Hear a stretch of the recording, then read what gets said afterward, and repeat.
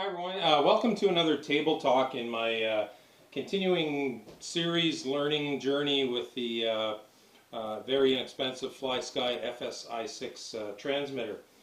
So if you've been following along in this series, my last video, table talk video, I discussed an issue that I found where somehow mysteriously my aileron mixes had somehow reset themselves in the menu of a couple of the models that I had programmed into my transmitter. So anyway, I corrected that and I took it out for another flight, and during that flight, or flight session I should say, the first flight was fine, and then the second flight, what I found was occasionally the plane would go into fairly violent uncommanded sort of oscillations. You know, pretty much kind of all in all three axes. I mean, it wasn't like, you know, violent, but it was shaking, and you know, and I wasn't doing it, and it was a dead calm day, so there wasn't any wind, and it wasn't necessarily always happening in the same spot. So anyway, luckily the RC gods were with me. I got the plane back on the ground in one piece without it doing anything crazy. You know, and at that point I had sort of, my confidence in this transmitter was a bit shaken. So anyway, I put it aside for a couple of days, and then I decided to have a closer look at it and thought, okay, I'll start off, I'll just replace the receiver and see if there's a problem. Because I actually pulled this apart, opened this up, pulled the back off. My antenna connections were fine. There's actually two antennas in this transmitter. One goes up in this little nub here, and then another one runs in the handle. All my connections for my joysticks or my were all good. So everything there was fine. So what had happened? So rewinding a little bit, prior to the incident where I had those sort of uncommanded snap rolls, which led me to find that my mixes had reset themselves. I had done some repairs on this plane. You can see she's getting a little tired here with extra glue, but anyway, she's holding together, and it's my winter beater plane, so I'm just going to try and nurse it through to the spring if I can. And what had happened was, this is the receiver. Now this is an FS-i6B as compared to the FS-i6. So let's just talk about the receivers here real quick.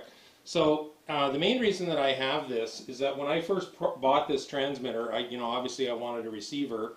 The best deal actually was the receiver, or this the transmitter and this receiver, which is, if you buy it by itself, I think is about maybe $4 more expensive.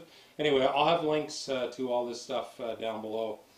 So it has, along this part here, you've got all your ports for all your servos and your speed controller, plus an extra for your bind plug, and then you've got a couple on the top here. One I think is for sensors, and the other is for servo stuff that's a little bit beyond me. But anyway, this had been working fine for a couple hundred flights, no problems whatsoever. So what had happened was, as I said, going back, was I had to do some repairs. I had a couple of cracks in the bottom here, and where these intakes meet, and I had kind of jury-rigged my antenna and run one outside, and what had happened was I got glue on the, so this is a good one here, so essentially I had glue over top of most of this section of heat shrink. As you can see here, the antenna is right here. I ended up having to rip the heat shrink off in order to get the receiver out of the airplane. Now the glue that I had used is this Craft Medley Premium Craft Glue, which is essentially a identical formula to Bob Smith Industries foam cure. When it dries hard like an epoxy. So I'm not 100% sure that that was the root of my problem, but I can't imagine that having this whole part of this antenna covered in glue was helping my receiver be able to receive a good signal. So anyway, like I said, pulled that out of there. Heat shrink came off it. You know, if I decide to use this receiver again, you know, I'll just put some new heat shrink on it. So I popped one of these FS-i6. It's actually, I think, written right on it. It says ParkFly. It's still compatible with the AFH-DS2A protocol in this transmitter, which is what I need in order to have my timer and everything after doing the 10-channel firmware upgrade. So a little bit different. You've got, you know, your 6 channels here plus a bind plug, a little bit more simple. Doesn't have the heat shrink, just a thin plastic protective tube over top of the very end part of the antenna. So anyway, replaced that, and since then I've had 2 good solid flight sessions with this receiver. I mean, obviously not this one, it's still in the plane.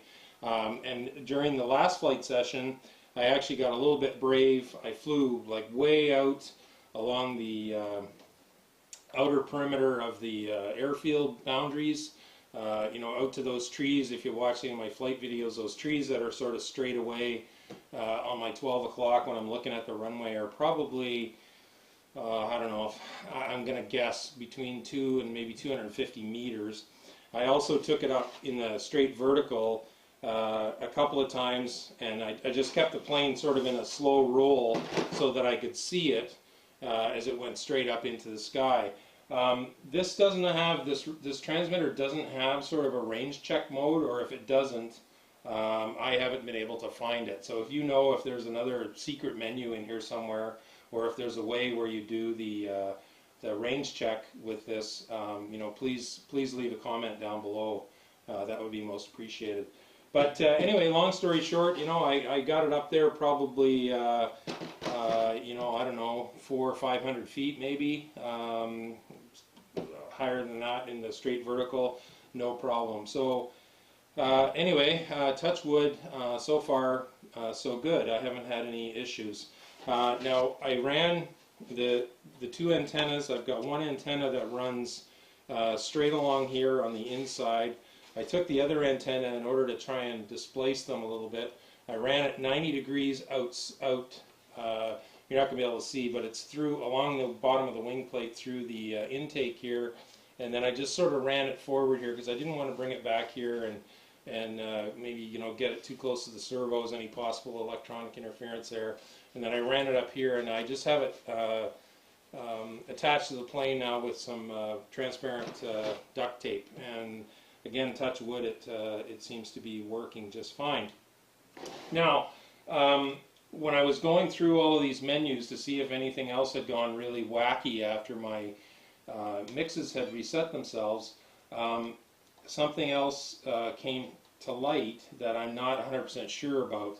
So if you have experience or you have knowledge of it, please comment below. So in the system menu, there's you can see along the bottom here, I've got the arrow. It says receiver setup. So when I select that, you have several selections. I'm only really worried about the top 2. AFH-DS2A, and the way that I remember that, if I'm in 2A mode, I need to use a receiver with 2 antennas. I can also go in AFH-DS mode, and I just use an antenna or a receiver with a single antenna, but for some reason, as I mentioned in a previous video, I can't seem to use the timer in that mode. So if I go down here, there's a selection here called PPM output, and this is where I got a little bit confused. So I go there, and it shows their receiver output, and right now I have iBus/PWM, which I think seemed to come up as a default. So anyway, it got me a little bit concerned because there's 4 different selections in here. You can also have iBus PPM, you can also have SBus PWM, and SBus PPM. So I started to get a little bit concerned there because I'm way out of my depth in understanding all that protocol. But anyway, what I did was I went on the Banggood website, and there's a Q&A area there, And just by maybe by luck and by deduction, just a series process of elimination, I saw questions asked there, is this an S-bus receiver? Answer was no. Is it a PPM receiver? Answer was no. So I selected iBus, as I said, iBus PWM there as my receiver output, and so far so good. Again, touch wood. We seem to be okay there. So anyway, if you, I'm going to leave it that way. But if I'm walking a tightrope there, and might have issues, something different or can explain that, please don't hesitate to leave a comment down below. Be much appreciated. So anyway, so there's my lesson learned. And I don't know, maybe it's not just this receiver. I would imagine that maybe any receiver, having glue over top of the end of the antenna might not be a good idea. So anyway, my lesson learned there. Luckily this beauty used up 2 of its 9 lives there in those 2 flight sessions that I talked about, where I had the uncommanded roll and then the uncommanded oscillation. But all is good so far. I've had 2 really good flight sessions with it since then, with no receiver issues, transmitter issues, anything like that. So please check out the video description down below. I'll have links to all of these goodies where I got them on Banggood. Also, I picked up some FS-i6, these receivers here. I picked up some of these on eBay for a little bit cheaper than what they were on Banggood at the time. So if I can find those links, I'll supply that. Additionally, I started a thread on the RC Powers forum where I've talked in pretty good detail of my journey with this transmitter. So it might provide some more information beyond what my videos in this series have presented. So thank you very much for watching. Blue skies, calm winds to everyone. Park jet noise, the sound of freedom, baby. Take care.